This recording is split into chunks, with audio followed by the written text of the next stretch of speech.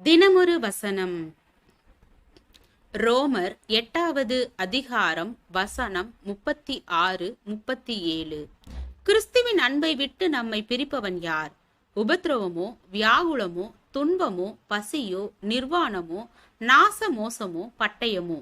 இவை எல்லாவற்றிலேயும் நாம் நம்மில் அன்பு கூறுகிறவராலே முற்றும் ஜெயங்கொள்ளுகிறவர்களாயிருக்கிறோமே. மிக மிக சுறுசுறுப்பாக இயங்கிக் கொண்டிருக்கும் ஒருவர் விபத்திற்கு உள்ளாகி பல மாதங்கள் வீட்டிலேயே இருக்க நேரிட்டது.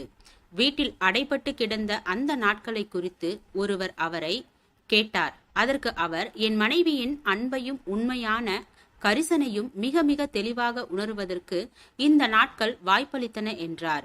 தேவனோடு உள்ள நம்முடைய உறவின் வாழ்க்கையும் இப்படியே. தேவன் எப்போதும் நம்மிடம் அன்பும் கரிசனையும் உடையவராகவே இருக்கின்றார். ஆனாலும் சோதனையான சூழல்களிலும் போராட்டமான வாழ்க்கை பகுதிகளிலும் அவருடைய அன்பையும் அக்கறையையும் அதிகமாக உணரும்படி நாம் வாய்ப்பை பெறுகின்றோம். தனிமையில் விடப்படும் போதுதான் தேவ உறவினை தேடி உணர முடிகிறது. பிறர் நம்மை வெறுக்கும் போதும் கசக்கும் போதும் தான் தேவ அன்பின் சுவையை நமக்குள் அனுபவிக்க முடிகிறது.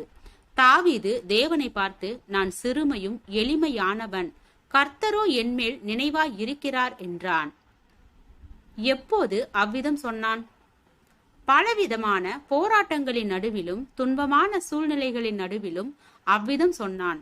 யாரும் உதவிக்கு வராத ஒரு சூழ்நிலையில்தான் அவன் தேவன் தனக்கு துணையாக நிற்பதை அனுபவபூர்வமாக உணர்ந்தான். தேவனுடைய நன்மைகளையும் ஆசீர்வாதங்களையும் கண்டு மன மகிழ்ச்சி அடைவதும் ஒரு அனுபவம். தேவன் எவ்வளவாய் நம்மை நேசிக்கின்றார் என்பதை ஆத்துமாவில் உணர்ந்து உற்சாகப்படுவதும் ஒரு அனுபவம். சாலமோன் ராஜா தேவனால் ஆசீர்வதிக்கப்பட்டு செழிப்பான வாழ்க்கையை கண்டவன். ஆனால் தாவீதோ தன்னுடைய துன்பமான நாட்களில் தேவனுடைய அன்பையும் ஐக்கியத்தையும் அதிகமாக அனுபவிக்கும் வாய்ப்பினை பெற்று உணர்வு பூர்வமான ஒரு ஆவிக்குரிய வாழ்க்கையை கண்டவன். பவுல் தன்னுடைய மிகவும் நெருக்கடியான போராட்ட காலங்களில் தேவ அன்பை அதிகமாக ருசிக்கும் வாய்ப்பினை பெற்றான். எனவேதான் கிறிஸ்துவின் அன்பு எங்களை நெருக்கி ஏவுகிறது என்று கூற முடிந்தது.